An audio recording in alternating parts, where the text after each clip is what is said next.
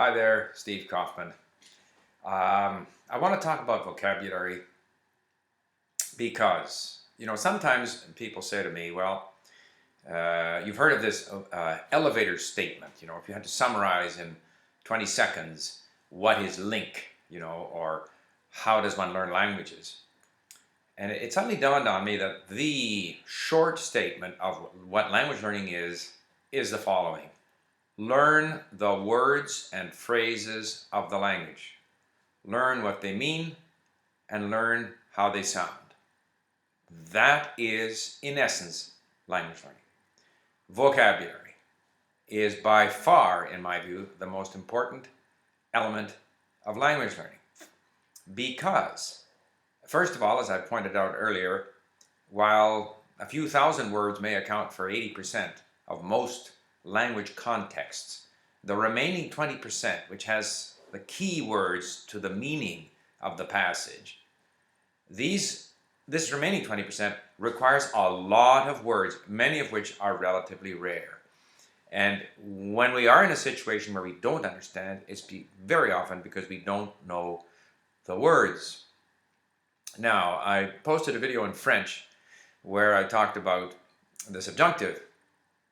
And I said that I had heard that in the Canadian public service, where people get a premium for speaking French, Anglophones, Francophones get a premium for speaking English, but Anglophones get a premium for speaking French, and in their test to see if they qualify for this premium, they are tested on the subjunctive. And in the subjunctive, it's like in English, I wish I were is the subjunctive form in English, which we don't use very much. Most people say, I wish I was.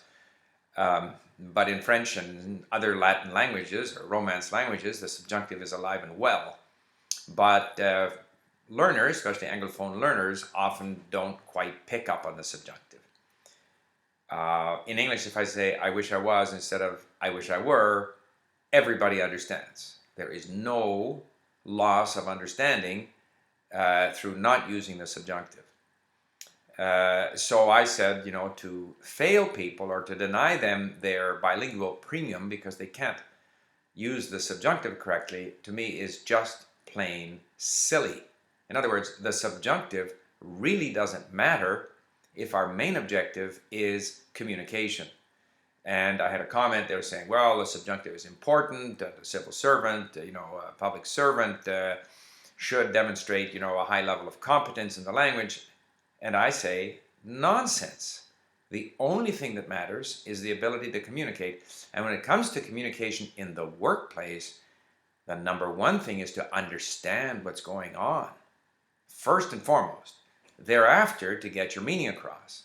But we have had prime ministers in Canada, Anglophones who spoke poor French, Francophones who spoke poor English. They were still able to give speeches and get their meaning across. If Barack Obama arrived in Paris and sat in on a meeting where everything took place in French, and he participated and seemed to understand exactly what people were saying, and even had some clever things to say, and he got his meaning across, but he didn't use the subjunctive correctly, nobody would mind. It wouldn't matter. Now, if on the other hand, someone doesn't utter a statement without having the subjunctive right, but doesn't have enough vocabulary to understand what's going on or to express themselves, that can be a problem. So there is no question in my mind that vocabulary trumps grammar, just as it trumps accent or pronunciation. People might be jarred a bit if you speak English where you make the odd grammatical mistake or if you have a bit of an accent, but if you have enough words that A, you understand what's being said, and B, you can get your meaning across, you'll make it. And if you're a good communicator in terms of all of the other elements that go into communication, you'll do fine. That's not to say we shouldn't try to become better in the language, to improve our pronunciation, to master all the fine points, for sure. But it's not so important. Unless, of course, you are, teaching the language or writing essays in the language. But for most people, why do we learn languages? We learn languages in order to communicate. And that's why when I speak Chinese, I try to get my tones right. My tones aren't too bad, actually. They improved once I stopped worrying about them.